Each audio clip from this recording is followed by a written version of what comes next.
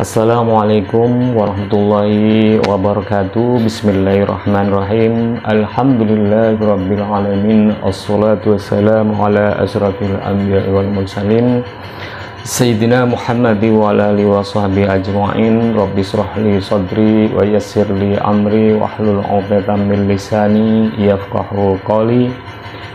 Pada kali ini saya akan membaca lagi kitab Fathul Mu'in, dan pada bab ini masih tetap dalam bab mandi besar.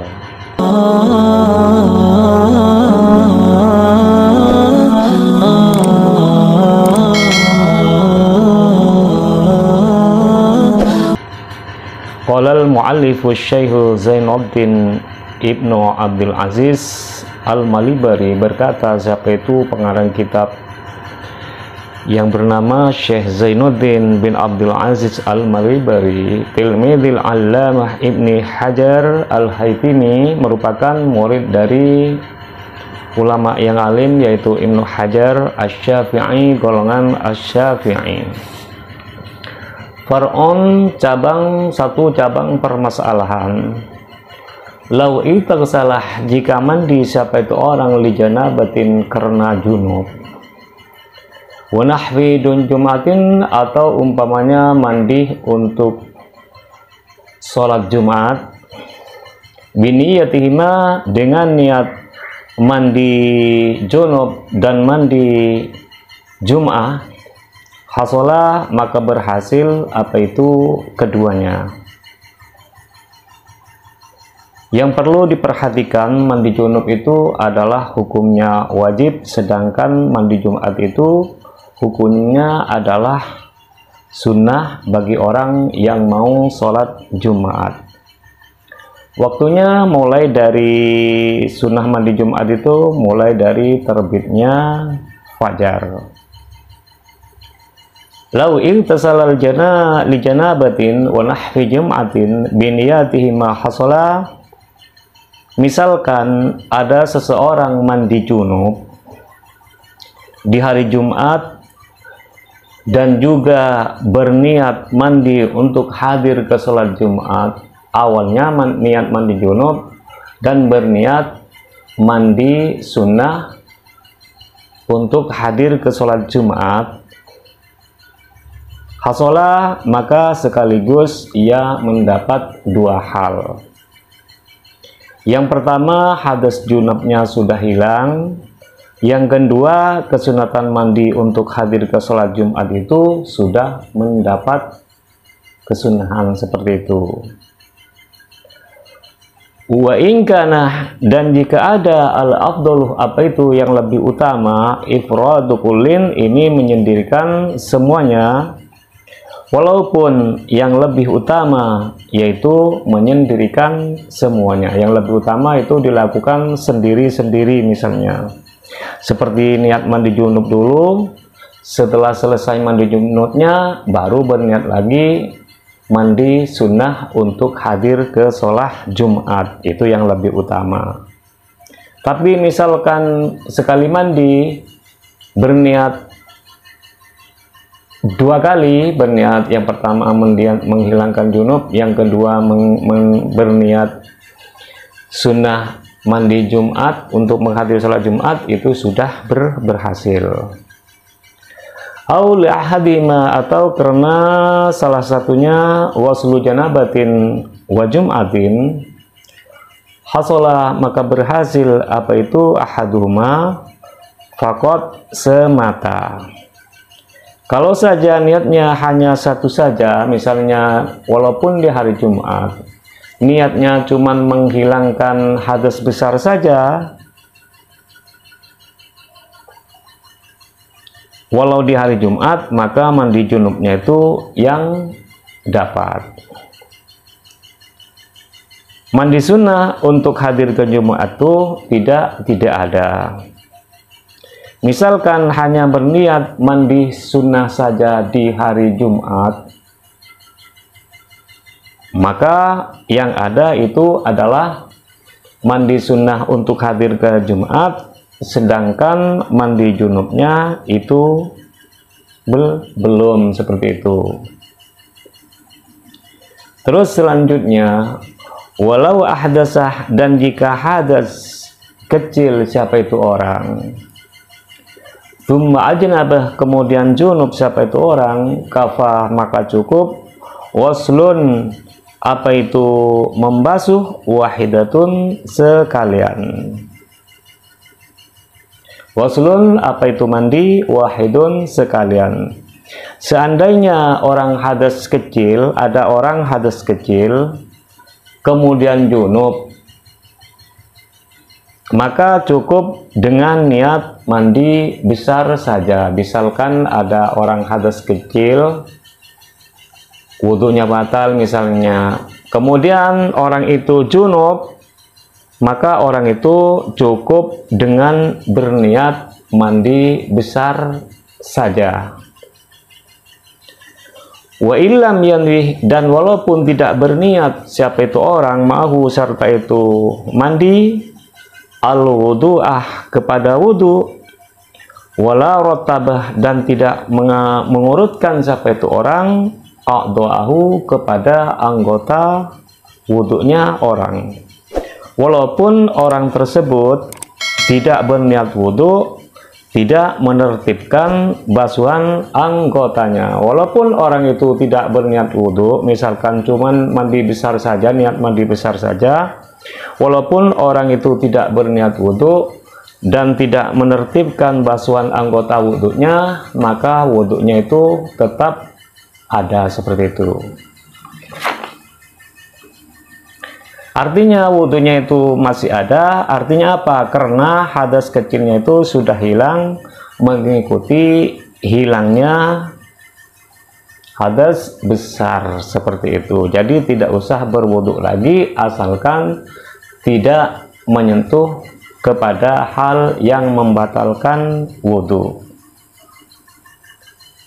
Terus bagaimana teman-teman, sudah jelas penjelasannya? Apakah sudah jelas? Semoga cepat dimengerti. Terus selanjutnya, far'on, cabang permasalahan, yusannu, disunnahkan, li junubin, bagi orang junub, wa haidin, dan bagi orang haid, wa nufasah, dan bagi beberapa orang nifas, ba'dang qita'i damihima, setelah terhentinya darahnya orang junub dan darahnya orang nifas, atau darahnya orang haid dan darahnya orang nifas, disunahkan waslu farjin, apa itu membasuh kemaluan. Disunahkan bagi orang junub atau bagi orang haid atau bagi orang yang habis melahirkan, setelah darahnya itu sudah terputus, sudah mampat, maka disunahkan untuk membasuh kemaluannya. Kemaluannya itu sunnah dibasuh. Wudu'in, dan sunat berwudu, linaumin, karena tidur, wa aklin, dan karena makan, wa syurbin, dan karena minum. Dan disunahkan bagi orang yang junub, bagi orang yang nifas, bagi orang yang haid, ketika mau makan, ketika mau tidur, ketika mau minum, disunahkan untuk berwudu. Terus bagaimana dengan orang yang tidak berwudu ketika mau tidur, ketika mau makan, ketika mau minum? Orang haid atau orang nifas yang tidak berwudu, bagaimana hukumnya? Wa yukrahu, dan dimakruhkan, fi'lu syai'in, apa itu melakukan sesuatu, min dzalikah, dari itu yang disebut, bila wudu'in, dengan tanpa wudu. Jadi hukumnya kalau ada orang haid, orang junub, orang nifas yang kalau mau tidur itu tidak berwudu, ketika makan tidak berwudu, ketika minum tidak berwudu, maka hukumnya makruh saja, dimakruhkan bila wudu'in, kalau tanpa wudu, dengan tanpa wudu. Maka dari itulah bagi orang yang haid, bagi orang yang nifas, bagi orang yang junub, kalau mau tidur, kalau mau makan, kalau mau minum, disunnahkan untuk berwudu terlebih dahulu. Terus bagaimana dengan rambut dan kuku dan darah dari orang yang junub? Misalkan bagaimana hukumnya rambut dan kuku dari orang yang haid, dari orang yang junub, dari orang yang nifas, bagaimana hukumnya? Wayam bagi dan pantas Allah yuzilu, apa harus tidak menghilangkan siapa itu orang junub dan orang haid dan orang nifas qoblal ghusli, sebelum membasuh, sya'ron kepada rambut, awudufron atau kepada kuku, wakada dan begitu juga daman kepada darah. Sepantasnya mereka orang-orang yang haid, orang-orang yang nifas, orang-orang yang junub, agar tidak menghilangkan rambut atau kuku atau darah sebelum ia membasuh. Jadi sebelum dia keramas, maka rambutnya atau kukunya atau darahnya tidak boleh, darah itu tidak boleh dikeluarkan, rambut dan kukunya itu tidak boleh dihilangkan sebelum dibasuh, sebelum mandi besar, sebelum terbasuh seperti itu. Karena apa? Li'anna dzalika, karena sesungguhnya yang disebut yuradduh ini dikembalikan, apa itu dzalik, fil akhirati, di akhirat, junuban dengan keadaan junub.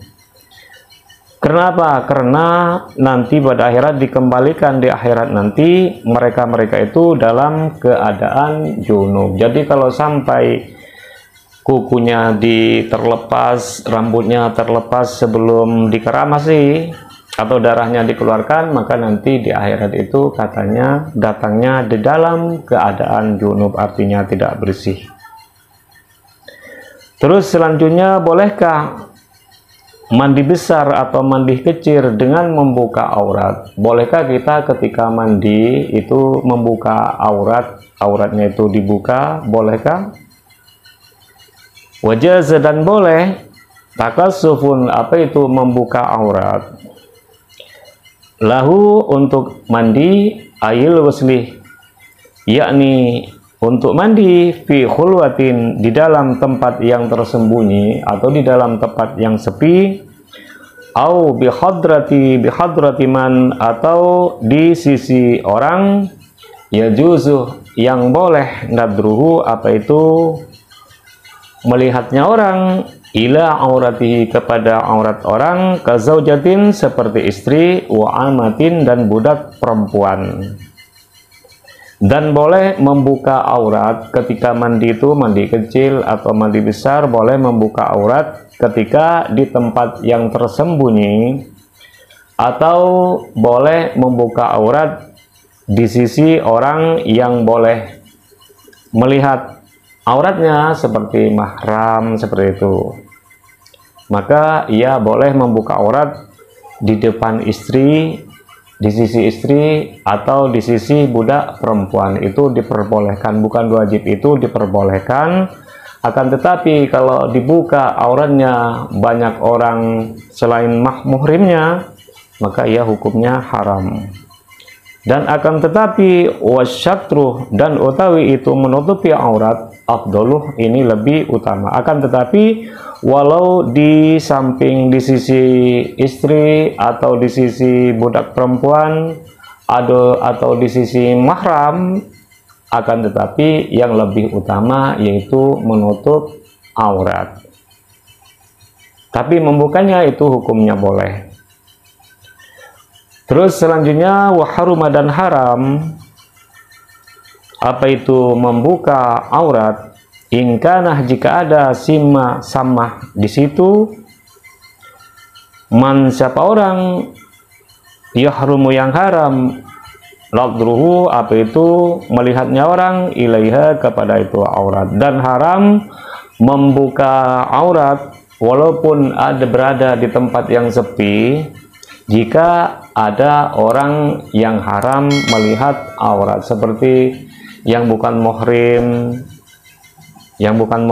itu melihat walaupun kita mandi di tempat yang sepi, akan tetapi ada orang yang haram untuk melihat aurat seperti selain muhrim, maka hukumnya mandi melihat menampakkan aurat itu hukumnya haram.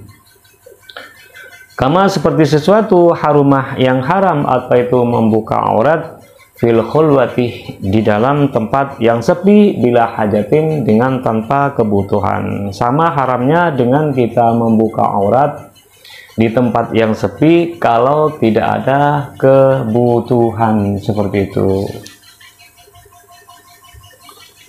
Akan tetapi wahallah dan halal apa itu membuka aurat fiha di dalam khulwah li'atna ghardin karena lebih terendahnya tujuan, kama seperti sesuatu yakti yang telah datang apa itu sesuatu, diperbolehkan membuka aurat kalau ada di tempat sepi itu. Kalau kita mandi di tempat yang sepi, boleh kita membuka aurat. Kenapa? Karena ada sedikit kebutuhan. Kalau kita itu ada kebutuhan, sebagaimana keterangan atau takbir-takbir yang akan datang yang menerangkan tentang membuka aurat. Wallahu a'lam bishawab. Semoga bermanfaat, dan apabila konten ini ada makna-makna atau hal-hal atau pemahaman yang kurang baik, saya mohon maaf yang sebesar-besarnya. Dan apabila konten ini sangat bermanfaat, silahkan di like, comment, share, and subscribe, dan dibagikan kepada teman-teman yang lain. Semoga dapat manfaatnya juga. Dan doa terbaik dari saya, semoga teman-teman semua sehat selalu, panjang umur, dan dilimpah ruahkan milik rezekinya. Semoga berbahagia bersama keluarga. Ihdinas shiratal mustaqim. Wabillahi wattaufiq wal hidayah waridha wal inayah. Assalamualaikum warahmatullahi wabarakatuh.